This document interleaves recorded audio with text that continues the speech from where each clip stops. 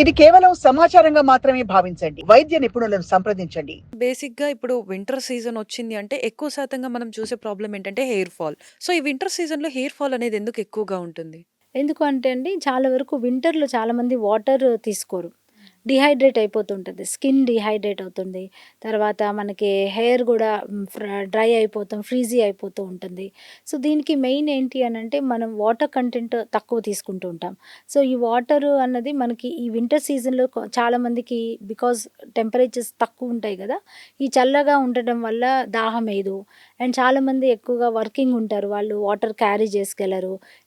So, దానివల్ల గూడా water అంటే ఎయిర్ కండిషన్స్ వాతావరణంలో పనిచేస్తుంటారు కాబట్టి వాళ్ళకి దాహం దాహం అనిపించకపోవచ్చు. అనిపించదు. సో, అందువల్ల కొన్ని hours together they don't drink water.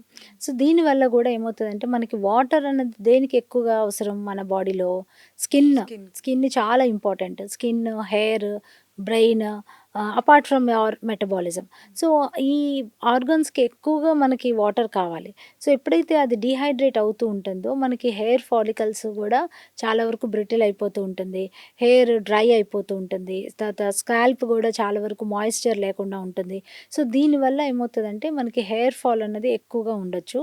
And hair గూడా చాలా వరకు డ్రై అయిపోయి అండ్ అంటే ఆహ్, ఆహ్, ఆల్రెడీ హెయిర్ ఫాల్ ఉన్నవాళ్ళు గానీ, లేకపోతే కొంతమందికి స్కిన్ రిలేటెడ్ ఇష్యూస్ ఉన్న వాళ్ళు గానీ, వాళ్ళకి ఎక్కువ యాగ్రివేట్ అవుతుంటది ఈ సీజన్‌లో. ఓకే. సో, అందువల్ల ఎక్కువ వాటర్ తీసుకోమని చెప్తుంటామనమాట.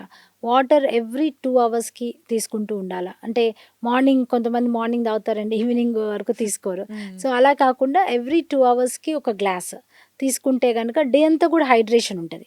సో, అప్పుడు వాళ్ళకి మాయిశ్చర్ ఎక్కువ ఉంటుంది గాబట్టి హెయిర్ ఫాల్ గూడా కొంచెం తగ్గొచ్చనమాట. సో, మ్యామ్ వింటర్‌లో మనం ఏంటంటే మోస్ట్‌లీ బాతింగ్‌కి హాట్ వాటర్‌ని ప్రిఫర్ చేస్తూ ఉంటాం. సో, అలా ఎక్స్‌ట్రీమ్ హాట్ వాటర్‌ని ఏదైతే మనం బాడీకి యూజ్ చేస్తున్నామో అంత టెంపరేచర్ వాటర్ కూడా హెయిర్‌కి యూజ్ చేసినప్పుడు హెయిర్ ఫాల్ అనేది కూడా వస్తుంది అని కొంతమంది అంటున్నారు. అందులో ఎంత మాత్రం నిజం ఉందంటారు? అంటే అంత ఎక్కువ హాట్ వాటర్ మనం యూజ్ చేయకపోవటమే బెటరు.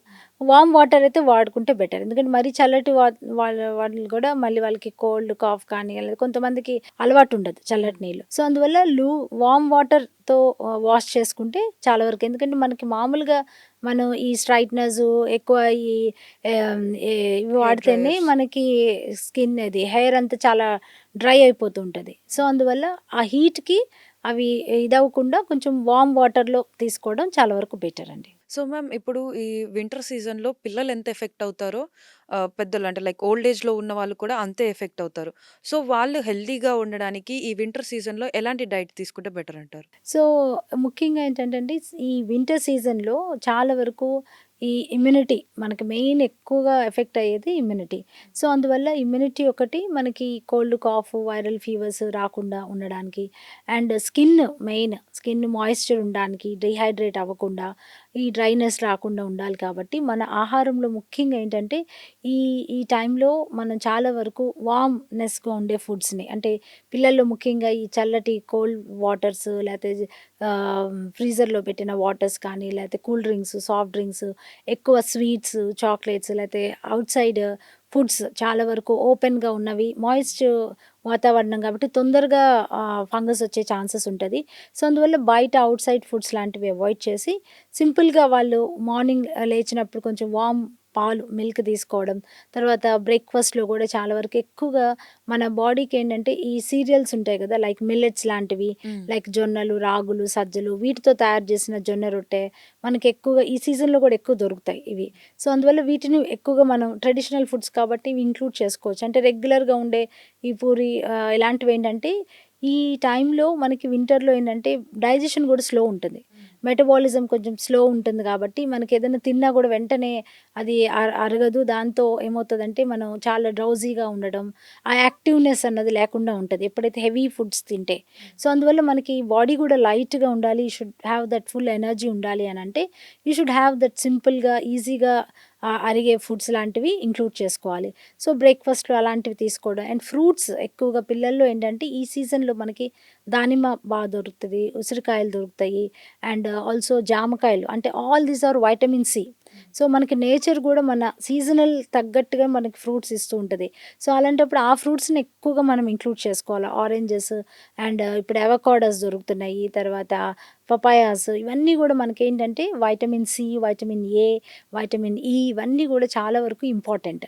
సో ఇవి ఇంక్లూడ్ అయ్యేలాగా మనమేమి మన out of the way foods కాకుండా ఈ సింపుల్ ఫుడ్స్ కనుక మనం ఇంక్లూడ్ చేసుకుంటే చాలా వరకు మనకి సీజనల్కి కావాల్సిన ఎలాంటి ఇన్ఫెక్షన్స్ రాకుండా ఉంటుంది.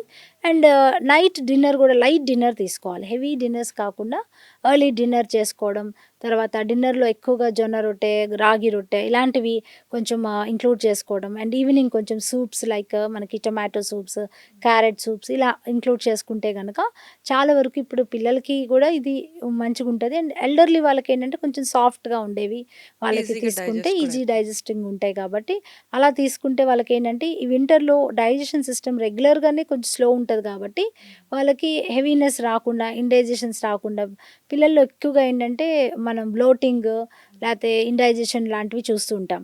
సో అందువల్ల వాళ్ళు ఎక్కువ తినకపోవడం, దాంతో వీక్నెస్ ఇవన్నీ ఉంటాయి. సో అందువల్ల వాళ్ళకి లైట్గా ఉండే ఫుడ్స్ ప్రిఫర్ చేస్తే ఈ సీజన్లో బెటర్ అండి.